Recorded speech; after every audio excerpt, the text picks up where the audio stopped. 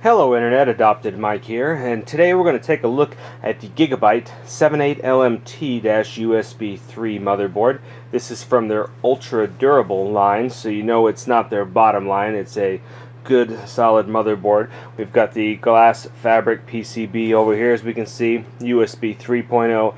It's a Socket AM3 Plus, so we're ready for the FX series processors. The only thing I noticed it doesn't have SATA 6 gigabit a second, so that may or may not be a deal breaker to you. But anyway, let's take a look at around the box. We'll flip it. Not much going on there. And on the back we've got some of their features going on with electrostatic protection, humidity protection, power failure, high temperature, all those things where they're telling you how they're going to avoid that. We've got the lower, oh yeah, there we go, that's pretty cool.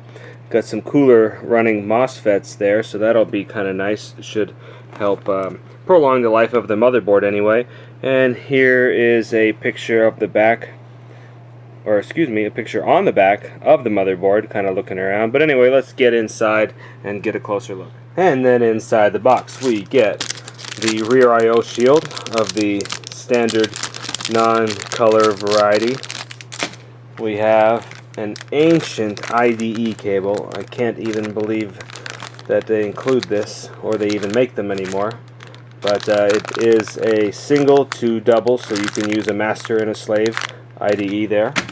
We have two SATA cables.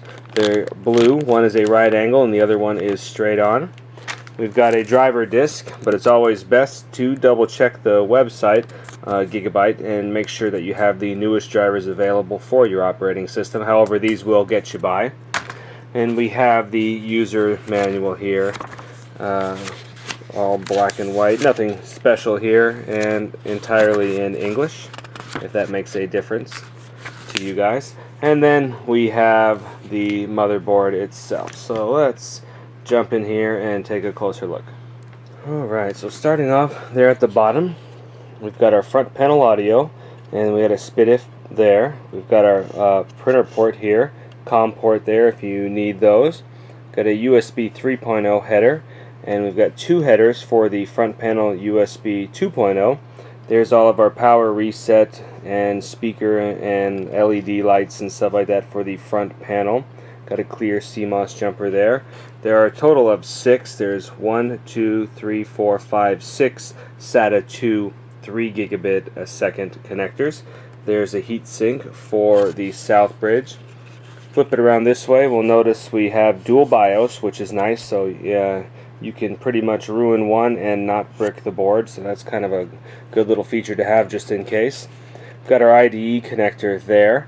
There's a 24-pin power, a 4-pin system fan header. Flip around, we've got a CPU fan header there. Back away a little bit, there's our Socket AM3 Plus, and we have a nice heatsink on the power delivery here, so that should definitely help with some of the higher wattage FX chips that this board will support. And we also have 8-pin power for the CPU as well too, to help make sure we get enough juice to keep that thing going. As far as RAM goes, we have 4 DIMM slots here for DDR3. Each one of these will support 8 gigabyte DIMMs, so you can have up to 32 gigabyte DIMMs right here, and that is awesome. We got dual channel, as you can tell by the black and then the gray. Come back around this way here, we'll take a look, kind of peeking around. I don't see any more fan headers. That's kind of unfortunate. Looks like we only have the 2 fan headers that we saw. Okay, as far as expansion slots, we have a PCI Express 2.0, and this is a by 16, and it is a full by 16. This one is a by 1, and then we have a legacy PCI slot there. On the rear I/O, we're looking at a combo PS2 port for keyboard or mouse. The 2 USB 2.0s there. We have VGA and DVI and HDMI for the onboard GPU.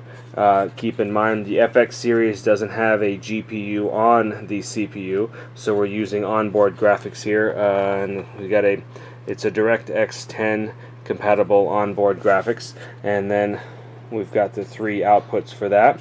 We have 2 USB 3.0s, 2 more USB 2.0s, gigabit Ethernet, and then audio in and out there. And that wraps up my unboxing and quick look at the Gigabyte 78LMT-USB3 motherboard. If you liked the video, go ahead and give me the thumbs up. If you didn't, go ahead and shoot me the thumbs down. And in the comment section below, tell me what you think of this kind of a value-oriented motherboard with still having some really awesome features for the price. And as always, thank you for watching.